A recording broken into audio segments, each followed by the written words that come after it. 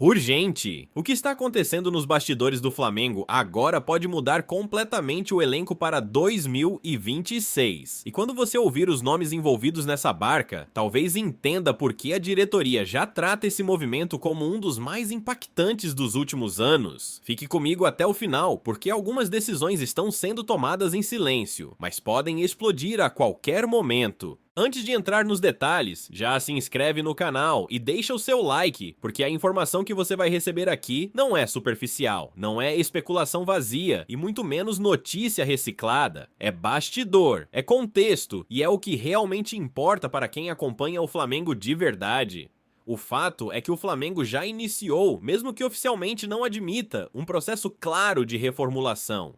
A temporada terminou e com ela começou o efeito dominó das saídas. Até agora, 5 jogadores já não fazem mais parte do elenco rubro-negro e cada saída tem um peso diferente, mas todas apontam para a mesma direção. O clube está abrindo espaço. A venda de Juninho para o futebol mexicano foi o primeiro sinal mais forte. O atacante foi negociado com o Pumas por 5 milhões de euros, valor que gira em torno de 32 milhões de reais. Não foi apenas uma venda financeira. Internamente, o Flamengo entendeu que Juninho não se encaixava mais no projeto esportivo a médio prazo. A proposta chegou, agradou e foi aceita sem muita resistência. Na sequência, veio a situação de Carlinhos, sem espaço, sem perspectiva de minutos e fora do radar da comissão técnica. O jogador foi emprestado ao Remo sem custos. Esse tipo de movimento costuma passar despercebido pelo torcedor, mas é extremamente simbólico. Mostra que o clube não quer mais jogadores apenas compondo elenco, ou entrega rendimento imediato, ou abre espaço. E aí chegamos a um ponto ainda mais sensível, os contratos que não foram renovados. Matheus Cunha, Pablo e Cleiton deixaram o Flamengo definitivamente, cada um seguiu seu caminho. Cruzeiro, São Bernardo e Wolfsburg, da Alemanha. Nenhuma dessas saídas foi por acaso.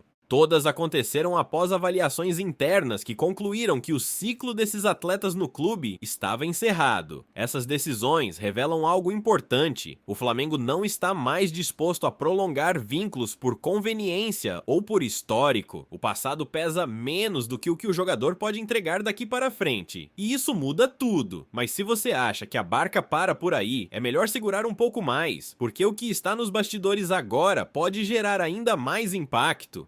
Existem jogadores com mercado, outros perdendo espaço e alguns sendo diretamente observados por rivais. Sim, rivais. E é exatamente aí que a situação começa a ficar ainda mais delicada e explosiva, porque as próximas saídas podem envolver nomes de peso, jogadores conhecidos do torcedor e atletas que até pouco tempo atrás eram considerados peças importantes do elenco. E no próximo trecho, eu vou te contar quem já foi procurado oficialmente, quem desperta interesse direto de clubes brasileiros e por que o Flamengo decidiu, estrategicamente, não responder algumas sondagens. Por enquanto, se você quer entender o que realmente está por trás dessa barca e o que isso sinaliza para 2026, fica comigo. Agora, presta muita atenção no que eu vou te contar, porque aqui o cenário muda de patamar. O Flamengo não está apenas lidando com saídas já confirmadas. O clube se encontra, neste momento, no centro de um verdadeiro jogo de xadrez, envolvendo mercado, rivais diretos e decisões estratégicas que podem definir o elenco de 2026. Um dos primeiros nomes que surgiram nos bastidores foi o de Everton Araújo. O volante, que teve oportunidades ao longo da temporada, entrou no radar do Grêmio. A sondagem existiu, foi oficial e chegou ao conhecimento da diretoria rubro-negra, mas a resposta do Flamengo foi clara: silêncio, pelo menos por enquanto. O clube não recusou, não avançou e não abriu negociação. Isso não é indecisão, é cálculo. Internamente, o Flamengo entende que Everton ainda pode ser útil, seja como opção no elenco, seja como ativo de mercado. Responder agora poderia desvalorizar o jogador ou precipitar uma saída que ainda não está madura. A ordem foi segurar, observar e esperar o melhor momento. Esse tipo de postura mostra que, mesmo quando aceita negociar, o Flamengo quer controlar o tempo e o valor, mas se a situação de Everton ainda está em compasso de espera, outros nomes já geram discussões mais intensas. Um deles é Everton Cebolinha. O atacante perdeu protagonismo, sofreu com lesões e não conseguiu manter regularidade, e isso chamou atenção. O Fluminense, rival direto, monitora a situação e avalia uma possível possível investida. E aqui entra um ponto sensível. O Flamengo não descarta negociar Everton Cebolinha, mas também não pretende facilitar a vida de um concorrente direto. Qualquer conversa nesse sentido passaria por valores altos e condições que protejam o clube esportivamente. Ainda assim, o simples fato desse interesse existir já mostra como o cenário mudou para o jogador. Outro nome que aparece com força nos bastidores é Michael, ídolo recente, querido pela torcida, mas que perdeu espaço de forma evidente. Com a mudança de dinâmica tática e novas prioridades, Michael passou a ser opção secundária. O Flamengo reconhece tudo o que ele já entregou, mas entende que o futebol é feito de ciclos, e esse ciclo pode estar perto do fim. O mesmo vale para Alan.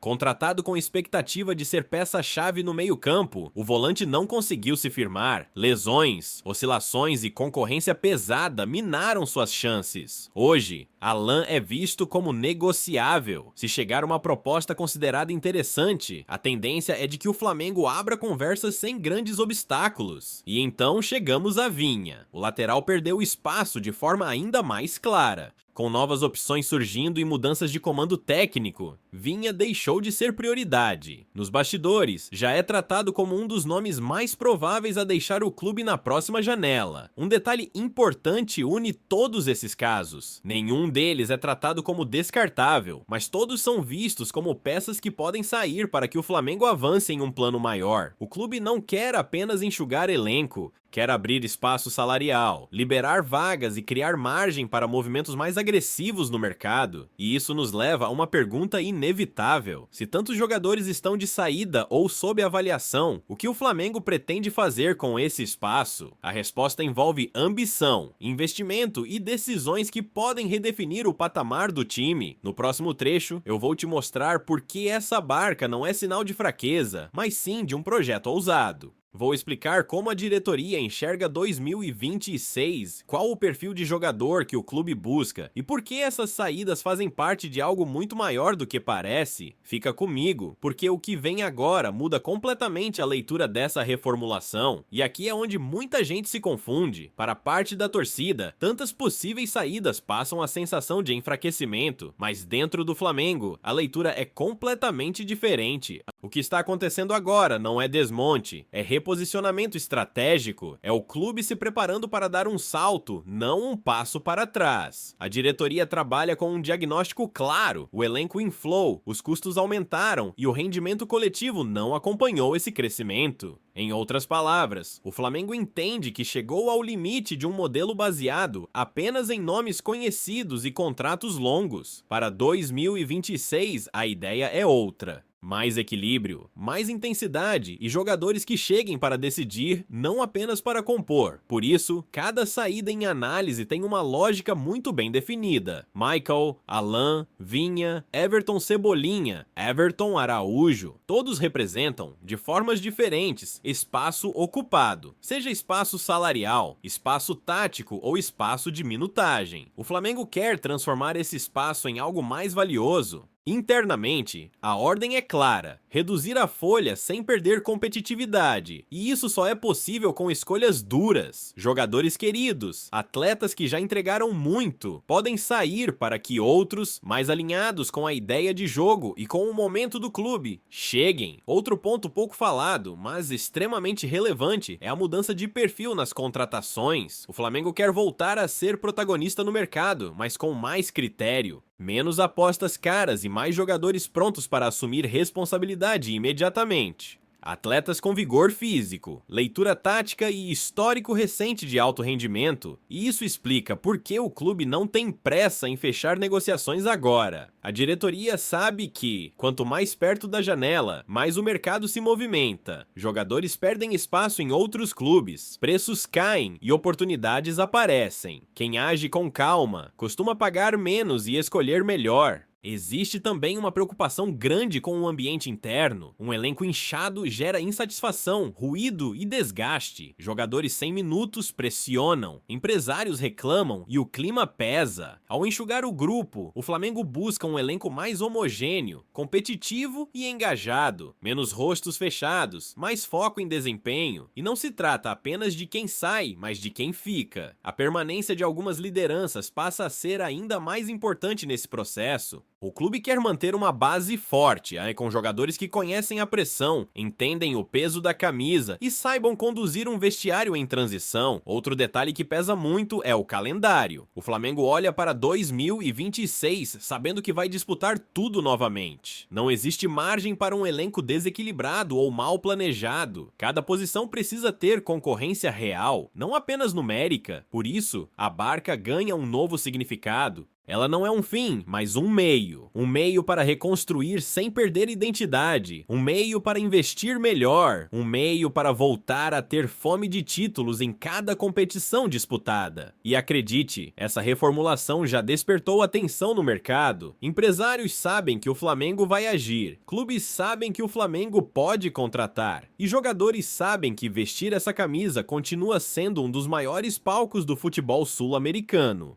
No próximo e último trecho, eu vou te contar o que a diretoria realmente projeta para o futuro próximo, como essas saídas se conectam com possíveis chegadas de peso e por que 2026 pode marcar o início de uma nova era no Flamengo. Fica até o final, porque o desfecho desse movimento é ainda mais ambicioso do que parece. Agora que o cenário está completamente desenhado, dá para entender por que o Flamengo trata esse momento como decisivo. A Barca, que começou de forma silenciosa, não é um movimento isolado, nem improvisado. Ela faz parte de um plano maior, pensado para reposicionar o clube no mais alto nível em 2026. A diretoria entende que o Flamengo não pode apenas reagir ao mercado, precisa antecipar tendências, corrigir rotas e, principalmente, agir com frieza. As saídas de Juninho, Carlinhos, Matheus Cunha, Pablo e Cleiton foram apenas o início visível de algo que já vinha sendo discutido internamente há meses. O recado é claro, ninguém é inegociável apenas pelo nome, e esse recado ecoa no vestiário. Jogadores sabem que rendimento pesa mais do que status, sabem que a camisa do Flamengo exige entrega constante e nível alto em todas as competições.